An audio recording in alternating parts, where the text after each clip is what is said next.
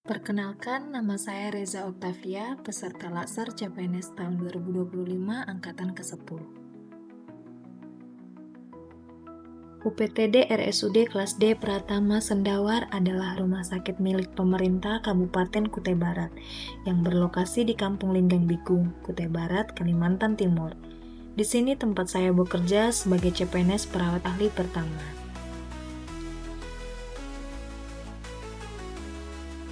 Di rumah sakit inilah saya mengikuti proses pelayanan sehari-hari dan melihat langsung bagaimana asuhan keperawatan diberikan kepada pasien.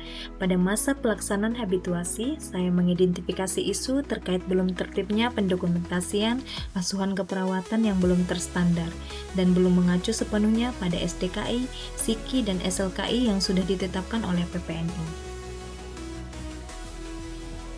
Dari isu tersebut, saya kemudian mengangkatnya menjadi laporan aktualisasi dengan judul Penerapan Standar Asuhan Keperawatan Berbasis DKI, SIKI, dan SLKI dalam meningkatkan mutu pelayanan di Rumah Sakit Umum Daerah Kelas D Pratama Sendawar.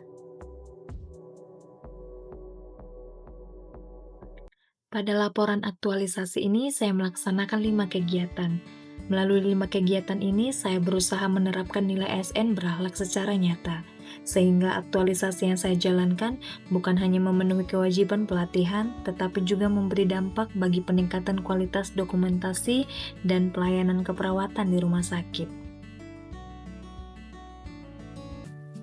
Kegiatan yang pertama, membuat kuesioner melalui Google Form terkait pemahaman perawat tentang asuhan keperawatan berbasis DKI, SIKI, dan SLKI. Pada kegiatan ini, saya memulai dengan melakukan koordinasi bersama mentor dan penanggung jawab unit pelayanan. Koordinasi ini dilakukan untuk memastikan bahwa rencana pembuatan kuesioner Google Form terkait pemahaman perawat tentang asuhan keperawatan berjalan sesuai arahan serta kebutuhan unit. Dari hasil koordinasi tersebut, saya mendapatkan persetujuan sekaligus masukan yang menjadi dasar dalam penyusunan instrumen kuesioner.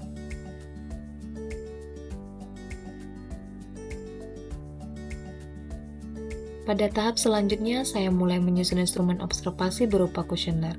Dalam proses penyusunannya, saya menyesuaikan setiap pertanyaan agar relevan dengan kebutuhan unit, serta mampu memberikan gambaran yang jelas tentang kondisi di lapangan. Kemudian menyebarkannya kepada seluruh perawat. Penyebaran melalui WA dipilih agar informasi cepat diterima dan proses pengisian kuesioner dapat dilakukan dengan lebih mudah oleh semua perawat. Setelah menyebarkan kuesioner, saya mengelola data yang diperoleh dan hasilnya menunjukkan tingkat pemahaman perawat sebesar 65% yang termasuk dalam kategori baik. Kegiatan yang kedua, membuat format digitalisasi asuhan keperawatan berbasis DKI, SIKI, dan SLKI. Pada tahap ini, saya memulai melakukan konsultasi dengan mentor dan penanggung jawab unit pelayanan. Kami berdiskusi untuk menentukan masalah keperawatan yang paling sering terjadi di rumah sakit. Hasil konsultasi ini menjadi dasar dalam menentukan fokus kegiatan aktualisasi agar lebih tepat sasaran dan mendukung peningkatan mutu pelayanan.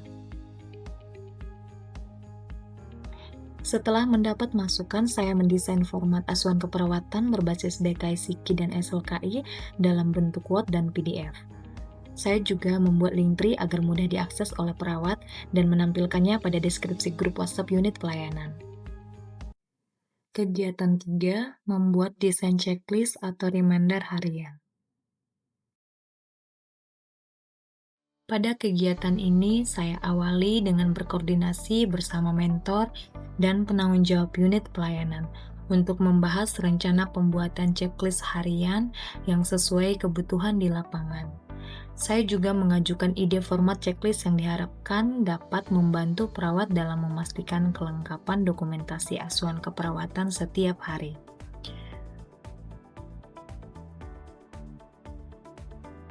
Selanjutnya, saya mendesain format checklist dalam bentuk dokumen Word dan PDF, yang nantinya akan digunakan sebagai panduan pengingat bagi perawat dalam melengkapi dokumentasi asuhan keperawatan. Kegiatan 4, melakukan sosialisasi dan pelaksanaan penerapan SDKI, SIKI, dan SLKI. Pada kegiatan ini, saya menyusun materi sosialisasi terkait penerapan asuhan keperawatan. Materi ini saya buat dalam bentuk slide dan file PDF. Selanjutnya, saya melaksanakan sosialisasi dan simulasi penggunaan format asuhan keperawatan berbasis DKI, SIKI, dan NESEL-KI di setiap unit pelayanan, termasuk di ruangan UGD, ruang rawat inap, dan juga ruang poli rawat jalan. Kegiatan ini bertujuan agar seluruh perawat memahami dan mampu menerapkan format tersebut secara seragam dalam pelayanan keperawatan. Setelah kegiatan sosialisasi dilaksanakan, perawat mulai menerapkan pengisian format asuhan keperawatan berbasis SDKI, SIKI, dan SLKI di unit masing-masing. Selain itu, perawat juga menggunakan checklist reminder harian sebagai panduan untuk memastikan kelengkapan dokumentasi setiap hari. Saya turut melakukan monitoring dan evaluasi terhadap penerapan format ini, guna melihat sejauh mana pemahaman dan konsistensi perawat dalam menggunakannya. Melalui kegiatan ini, diharapkan seluruh perawat semakin terbiasa menerapkan standar asuhan keperawatan yang profesional, sistematis, dan berorientasi pada mutu pelayanan. Kegiatan kelima, melakukan evaluasi dan pelaporan hasil kegiatan. Pada kegiatan ini, saya menyusun laporan hasil pelaksanaan aktualisasi dan melakukan evaluasi bersama mentor, komite keperawatan, serta tim mutu. Dari hasil evaluasi tersebut diperoleh beberapa saran dan masukan yang kemudian menjadi dasar untuk menyusun rekomendasi tindak lanjut, yaitu menerapkan format digitalisasi ke dalam rekam medis elektronik agar penerapan asuhan keperawatan menjadi lebih efisien dan terdokumentasi dengan baik. Selanjutnya, saya melakukan koordinasi dengan Direktur Rumah Sakit terkait penambahan file format asuhan keperawatan ke dalam sistem rekam medis elektronik. Dari hasil arahan beliau, saya diminta untuk membuat surat permohonan resmi dan menyusun bagan panduan sebagai acuan bagi tim IT. Setelah itu, saya melakukan koordinasi dengan tim IT untuk memastikan format dapat dimasukkan dengan tepat. Saya juga menyampaikan bagan panduan alur integrasi format agar tim IT memiliki acuan yang jelas dalam memasukkan format tersebut ke dalam sistem, sehingga dapat digunakan secara efektif oleh perawat, serta berkoordinasi dengan tim rekam medik agar format yang telah dibuat dapat diakses dan digunakan secara optimal oleh perawat di seluruh unit pelayanan. Dalam proses ini, saya juga turut berkolaborasi secara langsung dengan tim teknis atau vendor untuk memastikan format asuhan keperawatan dapat dimasukkan dengan benar ke dalam sistem rekam medis elektronik. Koordinasi dilakukan secara aktif, termasuk melalui video call WhatsApp, untuk memantau dan memberikan arahan selama proses penginputan file ke dalam sistem berjalan. Oh iya, oke siap. Setelah format asuhan keperawatan sudah dimasukkan ke dalam sistem rekam medis elektronik, selanjutnya saya melaksanakan sosialisasi kepada perawat yang mewakili masing-masing unit pelayanan. Pada kegiatan ini, saya menjelaskan cara penggunaan format asuhan keperawatan di dalam sistem rekam medis elektronik, sekaligus mendampingi proses pengisiannya.